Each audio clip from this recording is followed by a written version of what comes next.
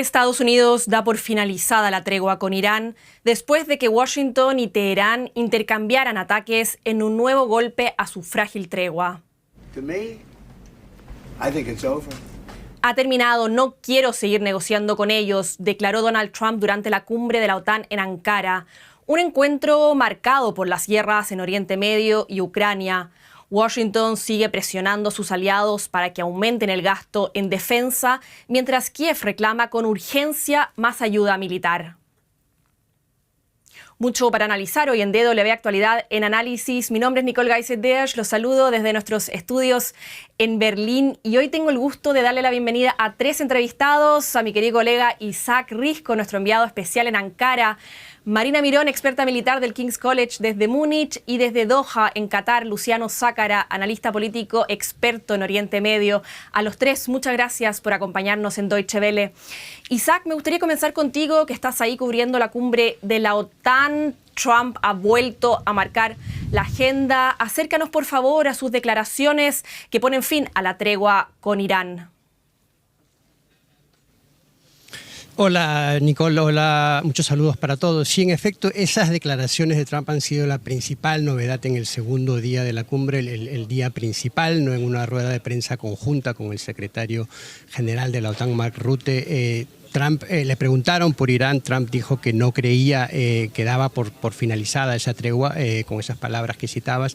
También se refirió con bastante dureza a Irán, ¿no? Los calificó de gente enferma, de basura, y dijo que eran mentirosos, que no podía fiarse con ello, algo que quizás se podía ver venir por la escalada de las últimas horas, ¿no? Lo cierto es que también Trump matizó un poco después sus palabras y dijo que sus negociadores podían seguir negociando con Irán sobre la base de ese memorándum de entendimiento que firmaron hace algunas semanas, pero que él daba por cerrada la tregua, por terminada la tregua, ¿no? Antes de Trump, varios líderes europeos, entre ellos Rutte, el primer ministro de Canadá, Mark Carney, o el ministro de Defensa alemán, Pistorius, se habían manifestado en apoyo de Trump, ¿no? Habían criticado a Irán por esas provocaciones, las calificaron así, en un intento por demostrar un poco de solidaridad y mostrar un poco sintonía con lo que estaba haciendo Estados Unidos en Irán. Luciano, me gustaría que hablemos de la situación actual en Oriente Medio, porque Estados Unidos lanzó anoche nuevos bombardeos contra Irán en respuesta a los ataques contra barcos en el estrecho de Hormuz, lo que desató ayer una oleada de represalia contra bases estadounidenses en el Golfo, y todo eso llevó hoy al quiebre de la tregua. Me gustaría saber qué impacto puede tener esto en la seguridad del estrecho de Hormuz. Bueno, yo espero que no se vuelvan a situaciones anteriores. Yo creo que en realidad esto es algo que está pasando esporádicamente. Cada vez que hay una discrepancia, cada vez que hay una medida que está tomando uno u otro, hay una reacción de este tipo. Y creo que lo que se está haciendo es normalizar el uso de la violencia como una herramienta diplomática más en medio de un proceso de negociaciones. Como dijeron antes, Trump dijo una cosa, pero después lo matizó. Eso quiere decir que estas negociaciones no se van a romper, hay un memorándum de entendimiento, se sigue negociando, pero se sigue negociando con fuerza, como una manera de marcar territorio. Por lo tanto, va a haber riesgo, va a haber situaciones en las cuales la seguridad va a estar o está siendo puesta en peligro. Ya pasó la semana pasada, pasó esta semana con ataques esporádicos a Bahrein, a Kuwait y a otras bases, incluso a barcos. Va a haber ataques de Estados Unidos, o está habiendo ataques de Estados Unidos en contra de Irán. Sigue habiendo guerra en el Líbano, a pesar de que eso está incluido dentro del acuerdo de paz. Por lo tanto, esto es una situación de no paz, no guerra, que va a ir continuando mientras se llevan adelante estas negociaciones. Y evidentemente el riesgo siempre existe por los errores de cálculo que se puedan producir y porque esta escalada, que siguen siendo limitadas, pasen a ser totalmente, a estar fuera de control. Y me pregunto qué puede hacer Europa en todo esto, Marina, porque el bloque ha dejado claro que no quería verse arrastrado a esta guerra, pero la creciente inseguridad energética y marítima parece empujarla hacia una mayor implicación. ¿Qué puede y qué debería hacer Europa para contribuir a la seguridad en el estrecho de Hormuz? Buenos días. Pues es una buena pregunta porque los líderes europeos se encuentran en un dilema. ahora porque por un lado no quieren perder el apoyo de los Estados Unidos y Trump puede utilizar la cumbre de la OTAN para ejercer más presión sobre los miembros de la OTAN para que participen y para que apoyen la misión de los Estados Unidos. ¿Qué es lo que puede hacer la Unión Europea? No involucrarse directamente en operaciones ofensivas, pero sí hay capacidades que tienen los europeos que no tienen los Estados Unidos. Por ejemplo, las capacidades contra minas. Y eso es una de las amenazas más grandes, porque sí, se habla de minas navales, pero hay distintos tipos de minas que se podrían haber utilizado en el estrecho de Hormuz. Entonces, se pueden producir incidencias, sobre todo si se han utilizado minas antiguas.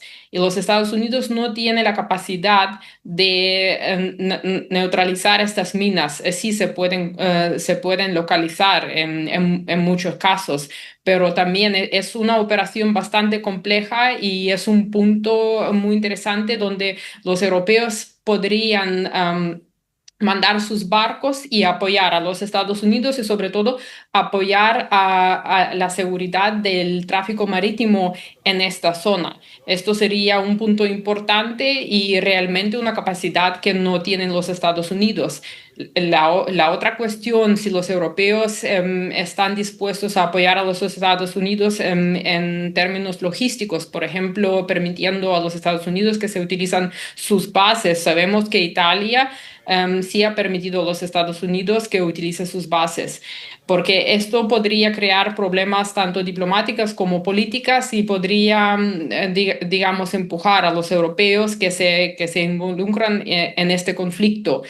Otra cuestión sería diplomática. También en términos diplomáticos, sí, los europeos podrían asumir un papel más grande porque los mercados después de ataques mutuos ya han reaccionado y los europeos lo van a sentir. Y en cuanto digamos, a la situación geoestratégica, las subidas del precio también afectan a las capacidades militares europeas directamente. Entonces, para los europeos, ellos no pueden únicamente utilizar una herramienta, sino podrían utilizar varias herramientas para darle la impresión, al menos a los Estados Unidos, que están haciendo algo, por un lado, y por otro lado también para asegurar que estos errores de cálculo se minimizan, no se pueden finiquitar completamente, pero se minimizan, sí se pueden neutralizar las minas navales en el estrecho. Y Luciano, ¿cómo enfrenta el régimen iraní este anuncio? Estos días hemos visto todas esas imágenes que nos han llegado de multitudinarios actos funerarios en Irán por la muerte de Ali Khamenei. ¿Hasta qué punto son representativas esas imágenes? ¿Muestran realmente un régimen unido y fortalecido? ¿O tú dirías que tras meses de guerra y ataques de Israel y Estados Unidos ha quedado debilitada la estructura de poder iraní? Bueno, creo que hasta ahora lo que está demostrado por el accionar del gobierno, de cómo están llevando adelante la guerra y las negociaciones, creo que está lejos de sentirse debilitado, por lo menos de sentirse. La percepción que dan es que están más fuertes incluso antes que el 28 de febrero. La manera en que han obtenido concesiones en el proceso de negociaciones, hasta que se ha firmado el memorándum, demuestra que hay una lógica que se ha persistido desde antes de la guerra hasta ahora, por lo tanto no hay un corte institucional, no hay un corte en la línea de mandos en lo que está planificando y ejecutando Irán. Y el apoyo que evidentemente es muy difícil siempre cuantificar qué cantidad de gente apoya y qué cantidad de gente está en contra, si es 50, 51, 49, pero evidentemente la masividad de la presencia en las calles, no solo en Teherán, sino en distintas ciudades, incluso que el féretro de Khamenei haya viajado a Irak, demostrando también que el apoyo que se da al líder, el apoyo que se da al sistema iraní, va más allá incluso de las fronteras iraníes, son una demostración de fuerza bastante importante que Estados Unidos tiene que seguir teniendo en cuenta. No ha pasado lo que se pensaba, no colapsó el sistema, no ha habido cambio de régimen. Irán sigue tan desafiante como antes. Estas esporádicas accesos de violencia están demostrando que Irán sigue teniendo capacidad de reacción y sigue teniendo voluntad de involucrarse en un conflicto si ve que las negociaciones no están yendo hacia el lado que ellos quieren. Por lo tanto, creo que es una demostración de fuerza bastante importante, no una muestra de debilidad y desesperación como se podría haber pensado en un primer momento. Situación compleja para Estados Unidos. Isaac, vuelvo contigo en Ankara, porque más allá de este sorpresivo anuncio de Donald Trump, el presidente estadounidense también ha disparado contra la OTAN, contra España, contra Groenlandia. Cuéntanos, por favor, cuáles han sido hasta el momento los momentos claves de esta cumbre.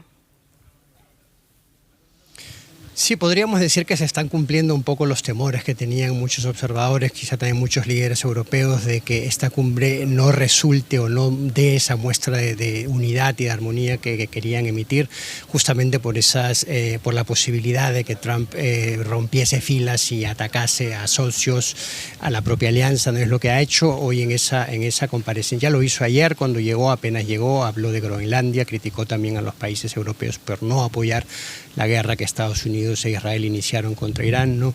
Hoy volvió a hablar de la OTAN, criticó otra vez bastante a la OTAN y criticó sobre todo a España, que es el país de la alianza que en la cumbre del año pasado en La Haya se negó a firmar o a aceptar el compromiso de aumentar el gasto en defensa hasta el 3,5% del PIB hasta 2035, es el objetivo que se fijó la alianza el año pasado, y hasta el 5% si se suman otros gastos relacionados con defensa y con seguridad, como infraestructuras críticas. No, España, bueno, es el país que no aceptó ese compromiso y entonces que ha sido blanco constante de los ataques de Trump. Hoy lo volvió a hacer, fue bastante duro contra España, contra el gobierno español, y dijo Trump que quiere cortar de inmediato el comercio, todo tipo de comercio con España. Vamos a ver si eso se concreta, ¿no? Porque de Trump ya son conocidos estos abruptos, y también que a veces se pueden reencauzar las relaciones. Al menos así reaccionó España, el gobierno de España, diciendo que lo veían con calma y que no veían que iban a mantener las relaciones como era habitual con Estados Unidos en buena tónica, ¿no?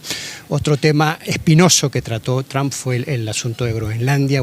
Ayer le preguntaron por ese territorio danés autónomo, volvió a insistir en que es un territorio que debería estar controlado por Estados Unidos y no por Dinamarca, y llegó incluso a hablar otra vez del Canal de Panamá, que no debería haberse devuelto nunca a ese país, a Panamá. Es decir, todos esos ataques al orden internacional, a sus aliados, que han caracterizado un poco su discurso desde que volvió al poder el año pasado, en enero del año pasado, ¿no? Esas cosas que hacían temer a los socios de la OTAN que pudiesen opacar esta cumbre debido a los exabruptos, a los ataques de Trump a sus propios socios.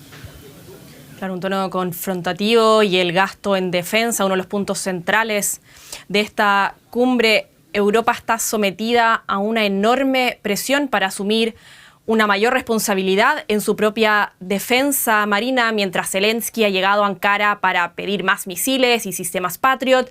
Estados Unidos ha reducido sus envíos a Ucrania y al mismo tiempo reclama un mayor apoyo de sus aliados en Oriente Medio. ¿Qué puede o qué debería hacer Europa para cubrir ese vacío? Escuchaba, por ejemplo, a Mark Rutte hablar de una revolución industrial transatlántica en el ámbito de la defensa. Bueno, aquí hablamos de países europeos, es decir, que cada país europeo, aunque se encuentren dentro de la alianza, tienen su propia política en cuanto a la cooperación con los Estados Unidos, y muchos países y sus industrias militares están vinculados a empresas estadounidenses. Entonces, no es tan sencillo para los europeos, digamos, desconectarse completamente y hacerse autónomos en este sentido. Por eso yo creo que para los europeos no le queda otra que seguir cooperando con los Estados Unidos, aunque no hay mucha confianza en este momento, pero sí que hay un vacío y hay una dependencia tecnológica y una dependencia militar, por supuesto, en cuanto al mando y control, mando operacional, también en cuanto a inteligencia, sobre todo inteligencia espacial. Entonces, para los europeos, la tarea más difícil es calmar un poco al presidente estadounidense y ofrecer algún tipo de apoyo para ganar tiempo para desarrollar su propia industria militar, porque hablamos ahora del conflicto en el estrecho de Hormuz por un lado, por otro lado tenemos la guerra en Ucrania y los europeos están apoyando a Ucrania y al mismo tiempo también hablan de la amenaza rusa, es decir, que el flanco oriental de la OTAN tiene que ser protegido y no se sabe si se puede contar con el apoyo de los Estados Unidos. En este sentido, hay tantas frentes y hay un montón de exigencias, no hay suficiente dinero para gastar en entrenamiento, en equipamiento militar por un lado. Por otro lado hay dependencias y por otro lado también el tiempo corre. Es decir, que lo más importante para los europeos ahora sería ganar tiempo para poder arrancar su industria militar por un lado. También apoyar de alguna manera a los Estados Unidos y en el estrecho de Hormuz, como dije antes, para que los mercados también se calmen, porque claro, si se suben los gastos de combustible, por ejemplo, entonces se suben todos los gastos.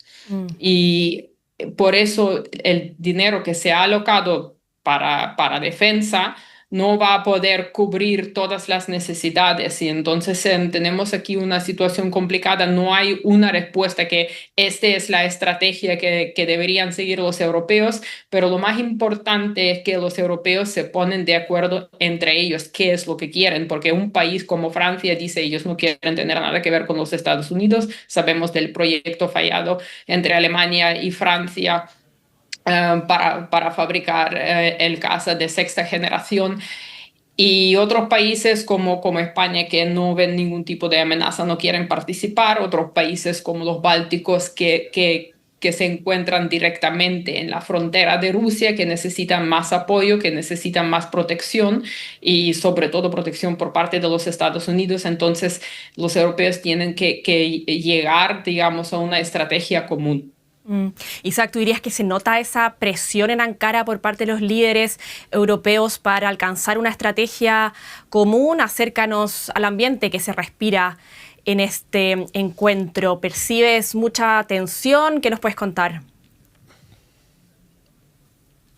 Sí, creo que lo que se puede percibir aquí va un poco en boga con lo que contaba Marina, esa doble estrategia o esos dos caminos que intenta seguir la alianza. Por un lado, el de apaciguar a Trump, en eso está cumpliendo un papel central, un rol importante el secretario general de la OTAN, Mark Rutte, que suele ser bastante apaciguador, bastante adulador, también dirían sus críticos, demasiado adulador quizá con Trump, para intentar mantener contento al presidente de Estados Unidos. Y por otro, los países grandes de la alianza, sobre todo Alemania, están intentando reforzar ese mensaje de que la alianza está haciendo lo que acordaron el año pasado, está cumpliendo con ese compromiso para aumentar paulatinamente el gasto de defensa. Sobre todo el canciller alemán Friedrich Merz ha traído muchas cifras para demostrar cómo ha estado aumentando Alemania ese gasto, ¿no? Alemania es el país, recordemos, que tiene más margen de maniobra por esa decisión política de crear un fondo extraordinario para aumentar el gasto en defensa en estos tiempos tensiones geopolíticas, ¿no? Aquí en Ankara se está hablando mucho con un término que se califica el burden shifting, que significa el traslado de la carga de un lado a otro. Quiere decir en este caso concreto que Europa va a asumir más en sus manos su propia seguridad, va a gastar más en defensa, mientras Estados Unidos se repliega paulatinamente de Europa y se centra más en el Indo-Pacífico. Es un mensaje que obviamente ha ganado mucha fuerza con Trump, que además tiene un discurso abiertamente hostil a veces con sus socios europeos, pero que no es nuevo. Ya el presidente Obama, también Biden, incluso Bush, si uno vuelve más atrás, tenían ese mensaje de que la OTAN y los países europeos de la OTAN sobre todo tienen que hacer más, tienen que gastar en defensa, porque Estados Unidos ya no está dispuesto o no está en capacidad de seguir invirtiendo tanto en la defensa de todos los países del bloque, ¿no? Entonces ese mensaje se está viendo bastante aquí. Creo que todos los líderes europeos, también el secretario general de la OTAN, están intentando reforzar ese mensaje para los oídos del presidente de Estados Unidos, para Trump, diciéndole estamos llevando a cabo ese burden shifting, estamos traspasando la carga que hasta ahora llevaba sobre todo Estados Unidos a los países europeos, también Canadá. Estamos haciendo más por nuestra seguridad, con la esperanza de que eso mantenga a Estados Unidos a bordo o comprometido de forma constante con la alianza, hasta que los países europeos puedan haber alcanzado ese grado de desarrollo de sus capacidades defensivas, que como decía Marina, no es un proceso fácil, no se trata solo de dinero, sino también de tiempo y de logística. Son desafíos grandes que van a requerir varios años para los países europeos. Y Luciano, ya para ir cerrando, varios países árabes han condenado este miércoles los últimos ataques iraníes contra Kuwait y otros países del Golfo Pérsico. Si Washington no logra evitar que sus aliados en la región sean atacados, ¿hasta qué punto queda debilitada la credibilidad de Estados Unidos como garante de seguridad en el Golfo? Bueno, ya está bastante debilitada, por eso en los países del Consejo de Cooperación del Golfo ya hace tiempo están tomando medidas alternativas, están siendo mucho más pragmáticos en su política exterior de defensa, tratando de hacer acuerdos parciales, acuerdos complementarios, no reemplazando a Estados Unidos, pero sí complementando aquellos aspectos que la defensa de Estados Unidos no le está satisfaciendo, sobre todo lo que tiene que ver con algunos aspectos de defensa marítima, con defensa en contra de drones y otros aspectos que el paraguas de defensa americano no ha funcionado. Acuerdos específicos con Pakistán, con Ucrania, con Israel, en caso de Emiratos, están tendiendo a diversificar esas posibilidades de acuerdos que, como dije anteriormente, no son para reemplazar a Estados Unidos, sino para complementar. Y eso les daría más margen de maniobra para defenderse en estas situaciones sin tener que entrar en una ofensiva, sin tener que entrar en una guerra que siguen considerando que no es de ellos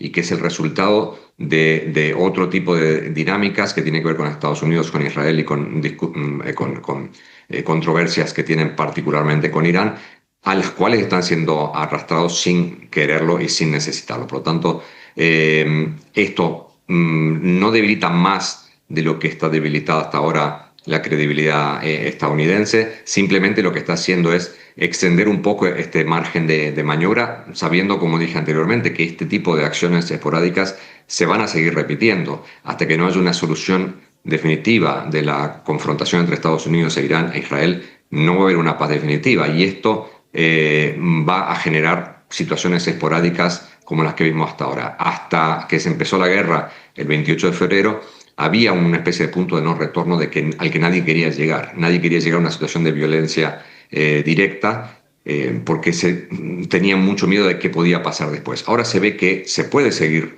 negociando, se puede seguir normalizando, a pesar de que semanalmente tenemos acciones de este tipo. Por lo tanto, ya lo único que hay que hacer es que ha cambiado la manera de disuadir al otro, ha cambiado la manera de evitar escaladas. Lo que no se evita es que haya ataques de este tipo. Por lo tanto, lo único que pueden hacer los países del Consejo de Cooperación del Golfo es defenderse de la mejor manera posible para que estos ataques no lleguen a dañar las estructuras, las infraestructuras y la población y las cosas aquí en estos países. Seguiremos muy atentos a la situación ahí en Oriente Medio y también a la cumbre en Ankara. Está previsto que hoy hablen distintos líderes europeos. Estará Isaac Risco para contárnoslo. Muchas gracias a los tres por este interesante análisis. Isaac Risco, enviado especial en Ankara, Marina Mirón, experta militar en Múnich, y Luciano Zácara, analista político desde Doha. Y a todos los que nos siguieron, recuerden que también nos pueden encontrar en redes sociales y en todas las plataformas de podcast. Gracias por informarse con nosotros. Nos vemos mañana. Que estén muy bien.